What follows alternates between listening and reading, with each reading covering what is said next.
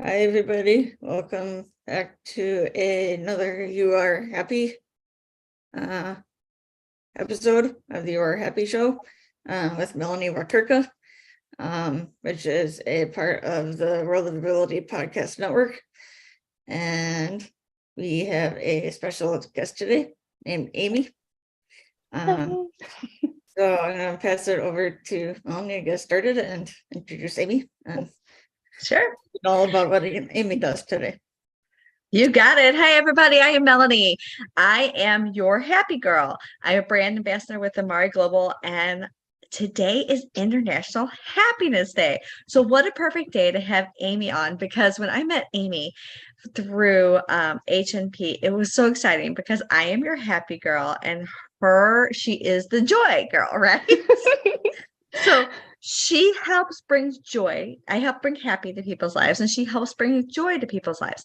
And how she does that is she does it through her coaching. She has this incredible story on how she has beaten cancer, how she did not let cancer hold her back from what she's doing. And then she moved into coaching. And the aspect and how she coaches is unique because it comes from a place of really happiness and finding happiness, because she had to find it in herself, because the journey that she went on is not an easy journey. It was a very rough journey, but she wants other people to realize that you can find joy in no matter what you do. So Amy, welcome to the show. I'm so excited to have you here today. So tell me a little bit about yourself. And we said that you went on a journey, and I didn't exactly explain it too much, but how did that journey, you can explain the journey a little bit, bring you into the coaching realm of what you're doing? Right. So it's really funny. A lot of times when people find out that I am a cancer survivor, there's an automatic assumption that I started my company, Pure Joy Life Coaching, after going through my cancer journey. And ironically enough, it was actually created just a little over 6 months, like 8 months before I was diagnosed. So it was an incredible like a fork in the road where I had to decide. I've been diagnosed with stage 3 cancer, but I also have this baby company that I have created that I want to be out here serving. And I have to take a pause and serve myself and get through cancer treatments, right? So actually at the beginning of starting coaching and putting myself out in the world to be able to serve others, I had to take a pause and really take care of myself. I think going through that process definitely added to what the perspectives that I bring to the table for my clients, right? Hopefully I can help others learn how to create balance in their life and reclaim their joy without going through the crap that I went through. That would Hopefully, be right? ideal. Yeah. Let's learn this lesson the easy way, right? Yeah. Yes, For yes. sure. That was so not an easy thing. Because Not your at cancer is all. very hard to detect. It was a very Yes. hard journey. And Yes. luckily you are still with us. And that Yes. was a big thing as we talked about too. Mhm. So I would like to go. So you mentioned joy, and today is happiness, right? Yeah. So a lot of people, do they come to you when they're unhappy? When do you need a coach like you? Right. So maybe not unhappy, but I think unfulfilled is probably a really good word. And I think if we stay in that unfulfilled state long enough, we definitely start to lose our joy. We may be able to create little blips of it here and there that keep us going, but really feeling like a deeper day-to-day joy and peace with our life. Those are usually when my clients start to reach out to me. Yeah. Yeah. So you mentioned unfulfilled. So Mm. if I wasn't somebody that knew anything about coaching, Yeah, yeah. like what am I looking for to need somebody like you? Right. Because I know that, I deal with a lot of depression, people with Mhm. depression, anxiety, Mhm. different Mhm. aspects that Amari takes Yes. care of. Yes. But the supplements can only take care of so much, Sure. Sure. right? Absolutely. You can still, you mentioned unfulfilled and Mhm. stuck. Mhm. You can keep, even though you're on a supplement that takes care of anxiety and stress, you Yes, can go backwards and for sure. forwards Absolutely. to unfulfilled and stuck. So Yes. explain a little bit more about that. Yeah, absolutely. So, for someone who's never used a coach before, I've used multiple coaches in my life, and have never regretted that decision. It's always nice to have someone in your corner. And I think a lot of us are very, very familiar with like sports coaches or singing coaches, or like I know a coach who coaches for cello. So, those kinds of things. It's funny because we don't really think about it for life sometimes, or it feels so vague, like I'm living my life every day. Why do I need a coach, right? So for people who have no experience in like the coaching world at all, what I try to use to kind of describe the benefit of having a coach and just kind of the role that we can play in your life is, so there's a therapist, right? And therapists are like clinically trained and licensed, and they are going to help you with the why. And actually, I have a lot of clients that have therapists and me at the same time, which is a beautiful partnership. I think that's great. They can work together very well. But the therapist is going to give you the why. So let's say that you're dating, and there's a lot of dating and relationship coaches out there, and you're just really like sucking at it and you can't find the right person, you're really frustrated, you've got all these walls. A therapist might help you figure out like why that developed, because we don't start that way. So what happened that you created this wall, right? And a therapist can help you figure that out. A coach, on the other hand, is going to say, okay, you're going to figure out the why with the therapist, or you've already figured out the why in the past yourself or with professional help or whatever that may look like for you. We are going to give you a how. How do you start to scale that wall? How do you start to overcome these things? How do you start to move forward without bringing all this baggage that you have into your future relationships, right? So, a coach is really good at helping you execute actionable steps to move you forward to whatever that goal may be.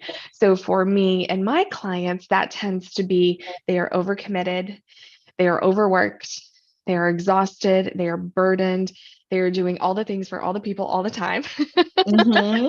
Mm-hmm. And they kind of don't know how to stop because, especially for high performing individuals, we get praised for all the stuff we get done. So that's this like positive reinforcement on overworking and overcommitting. So we want to do it more because it feels good and people appreciate it and we get accolades for it. But we go home at night and we can't go to sleep. Our minds are racing. We're having to take a pill to fall asleep. We got in a fight with our partner. We didn't have time to cuddle with our kid because we were so exhausted. We just needed to put them to bed and have some peace, and that's how all of that like manifests kind of behind the scenes. And nobody really sees that. But it affects our mind, it affects our body, it affects our relationships when we are giving so much to other people and we neglect to give to ourselves. And so it Yep. can be hard, especially with the line of coaching that I do. Most of my clients are coming to me for this reason. I can help with anything, but this is the primary thing that people hire me for, because you have to be self-aware enough to say, this sucks and I don't like this anymore. You have to be vulnerable enough to say, I need help because I can't sustain this. And I am one commitment away from crashing and burning. Right. But when you get your compliments that way and you get your accolades that way and you get supported for doing all those things, it can be really hard to admit that like you are on a train that is out of control and you don't know how to stop it. So it can take a little bit of vulnerability to say, hey, I need help. But that's why it's good that I have client confidentiality agreements. So I don't tell anyone your business. You can come Well, into we my safe space and mentioned, no one will know. yeah, and we mentioned that it's okay to cry. I mentioned it Oh before yeah. Oh yeah. because that's something that like I grew up with is you don't cry. Yes. You suck it Yes. up, Yes. you know. Um, Something that I self-awareness, and that's how Mhm. Amari Mhm. comes in Yeah. handy, right? Yeah. Absolutely. You can it's easier to open up to somebody when Mhm. your stress and anxiety is not causing so much chaos inside your body. Right. Right. But there's something that you mentioned too is Mhm. burnout. Yeah. Yeah. Burnout can be a horrible thing. Oh gosh, it's the worst. But why is it the worst? Because a lot of people do it, but they're just dealt with it Mhm. because either they're stuck financially to where Yes. they have to, or Yes. sometimes they don't even realize Oh yeah. Actually, I the think burnout. that's like nail on the head. You don't realize.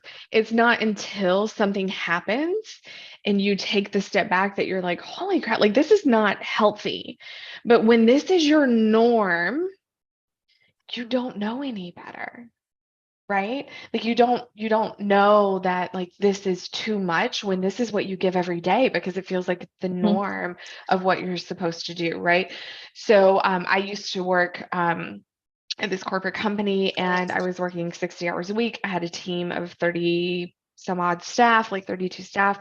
And someone asked me one day, like, tell me what your job description is. And I was my response to my job description was fire putter outer.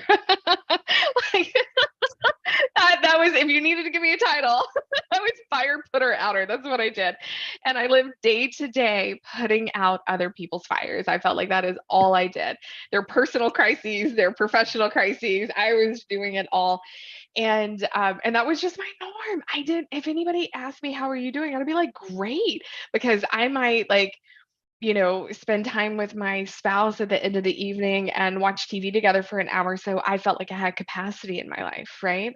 And it wasn't until I went through cancer, and this is where this really like sometimes it really takes something big to like take the scales off your eyes. So I was diagnosed with stage 3 cancer, and just one little nugget of a story through my journey, but I got chemo. I did 4 months of dose-dense chemo and didn't take a day off, not one single day. I was hooked up. I had my port here, and I was hooked up to the chemo machine on video calls like this, doing meetings on Zoom while I was receiving chemo. And I was saving up my days. A lot of the staff had offered to donate their leave for me so that I could be off and not work, Oh, and the company wouldn't allow it. So they said no. So I was banking these days for my mastectomy because it was a really intense mastectomy. And I called my boss and I said, okay, I've got these 4 weeks, two weeks that I just had already, and then 2 weeks that I could use that I had banked. And I said, I want to take 4 weeks off. And I kid you not, this is real. And I actually love this human, but it just was a reflection of like the toxic, environment I was in. So I have 2.5 feet of scars across my chest. Had what's called a modified radical non-skin sparing double mastectomy. So all of the skin was up. They scraped down to my muscle fascia, my pectoral muscles. They removed 7 pounds of tissue. It was intense. It was a 4-hour surgery. And her response to me was, are you sure that you need all 4 weeks off? I had a friend who had a boob job and she only took a week. I had just done 4 months of chemo on camera in meetings, didn't take a single day off while I was sick. And that was her response to me. And that to me, as horrible as that was a really big light bulb of this is not okay. This is not healthy. I am living in a state of burnout. Legally, I could go take FMLA and be off for 12 weeks and still have a job to come back to. Like I was entitled to that time. And I was just trying and striving to not have anyone around me feel impacted by my own cancer journey because I needed to continue to show up and serve. And that was a turning point for me. That conversation was a turning wow. point for me in my journey. So I'm yeah, kind of scratching my head because that's, it was wild. well, yeah, but that is also the definition of toxic environment. Oh gosh, totally. That is the definition of, well, first off, did you leave that toxic environment after that? Or I did you did. stay in the toxic No, environment? I left. I left. I finished my cancer treatments. And it was at a school. I was an assistant principal at a school, and I finished the school year because I did not want to leave my families and my students hanging. So I finished that school year and I resigned and went full time into Pure Joy after that. Okay. Because that's kind of what I was getting to, because, Mhm. I know that most people like myself have been in toxic environments Oh before, yeah. whether Oh yeah. it be personal relationships, which, you built a business, Yeah. but, even if you have this like perfect job, but you have a toxic home Yeah. environment, Yeah. Yeah. that can affect, or vice versa, Yes. Yes. can affect you. So when you're coaching somebody through a toxic, and I keep looking at the time, so make sure to Oh, respect your time here. you're right. When you're coaching somebody through a toxic environment, what does that look like? Are you giving Mhm. them exercises to do? Are Oh, you yeah. giving them advice? Yeah. Are you, because a lot of people think that like a coach tells you what to do. So can you Right. explain that route just a little? Yeah, absolutely. Okay. So I love to describe myself as your unbiased best friend. So I am going to tell you the things that you need to hear, not the things that you want to hear, right? I'm also an Aquarius, so I'm just like a super straight shooter. Like you're gonna get the truth from me, like unadulterated. You're gonna hear what it is. Okay. So I'm gonna give you that. However, I have to say that the impact that you have inside, where you would arrive at your own decisions and your own conclusions, will be far more powerful than anybody telling you something, right? So it is my job to guide and facilitate your thought processes, your change, and your goals, not my job to tell you what to do, right? Now, I can say to you from my perspective and on the outside, I can see how this may work better for you. But at the end of the day, you're the one who has to go home and do it. So you get to make that choice on whether or not you want to accept that advice or not. I am not a perfect human, So I am going to give you some input and some perspective. When we're talking about making changes, it is not um, it is simple, it is not easy. And there is a distinction, right? It is simple, but it is not easy. So we may even, most of my clients do 6 months to a year with me, and we may start in that first month and you learn everything that you need to do to make the changes that you need to make. It's going to take the other 5 months to make those changes. Right? You're going to backslide, you're going to forget, you're going to get overwhelmed, you're going to get frustrated because you didn't reach your goals as fast as you wanted to. You're going to revert back to what you used to do when you had a really hard week and your, Mhm. my something bad happens, right? Like, so all of that is normal, like human life. So part of my role is also being an accountability partner, and saying, hey, remember when we talked about this? Let's make sure that we circle back to that. That was your homework last week. I know that you didn't do it this week. It's fine, but it needs to be done by the end of the month to make sure that you're on track for your progress, right? So just like a sports coach who would say, I see you running and your form is not on point, right? I can give you the tips and tell you how to adjust and make things to make your performance better, but you're the one that's actually running the track, right? So you've got to get out there and learn how to make those changes and execute that. I'm going to be on the sidelines cheering you on and holding you accountable to those changes. So absolutely, you get action items almost every single week. Absolutely, you get advice, but you also get the perspectives, the accountability, and the encouragement that come along with that as well. So a big thing, two things here. It says I wrote down, I gotta read my handwriting here, right? So a lot of people come because they know that they may need help, but they don't think they're gonna get it. Oh, yeah. And another one is self-sabotage. Oh, that's my favorite. That's my favorite. Absolutely. There will always be times where clients are like on the roll for like the first 2 weeks, and then they're like, yeah, I'm just not doing that anymore. Or, yeah, I didn't do that. Or, yeah, I forgot that. That's the accountability piece, right? I can see that. And that's when some of those hard discussions end up happening. A lot of it boils down to habits, routines, and patterns that we're used to. And listen, the way that our brains worked and our brains are wired is that we have this pathway in our brain that is used to doing what it's used to doing, Right. and it keeps us safe, right? Its whole function is to keep us safe. So if we do what we've known, it's It's ultimately going to be safer than the unknown, even if that is unhealthy. If you have children that are raised in abusive houses, they're going to seek out abusive relationships because it's safe. It's what they know. In fact, a healthy relationship would feel not okay because it's not what they know. It's not their comfort zone, right? So as we change these behaviors, it's going to feel not okay. So we're doing it on our own. We're going to stop because it feels not okay. So my dog, I have a Great Dane. I would bring him in here for you to see him, but he is insane. And so he has, it wouldn't work out well. He has a lap that he runs in our backyard, and the grass doesn't even grow there anymore because he's run it, right?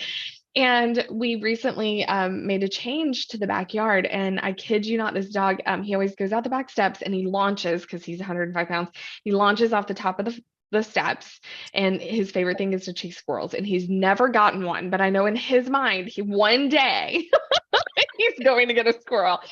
So he launches off and he runs this little path to try and get the squirrels. Well, we made some changes, and there's something that's now in that path.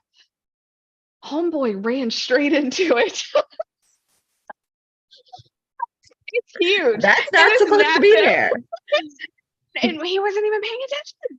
He knows his path. He knows his route. So his butt launched off 105 pounds of fury going after a squirrel and ran smack into that new little structure that we have there. So we do exactly the same thing. Okay, I'm going to learn a new thing.